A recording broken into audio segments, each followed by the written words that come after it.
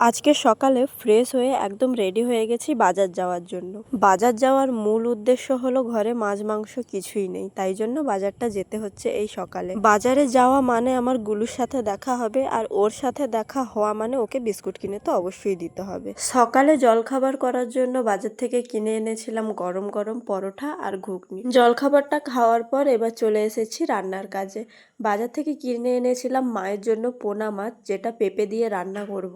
আর আমাদের জন্য এনেছি মাংস, যেটা আমি খাবো, গাবলু খাবে, আর মোটু টোটু খাবে এরা। এখানে রান্না করতে করতে আজকে আবার আমার একটা বিপদ হয়ে গেছে। যেই আমি মাছটা ভাজতে গেছি তখন কিন্তু আমার হাতে তেল ঠিকরে এসেছে। তেলটা লাগার পর আঙুল তো এমনিতেই জ্বলছে, তারপর যতবারই রান্না করছি রান্নার ভাব হাতে আসছে, আর তখন তো আরো বেশি জ্বালা করছে। এই সমস্ত কিছু নিয়ে আজকের রান্না আমার মোটামুটি শেষ। চলো এখনকার মতো বাই, তোমরা সবাই ভালো থেকো।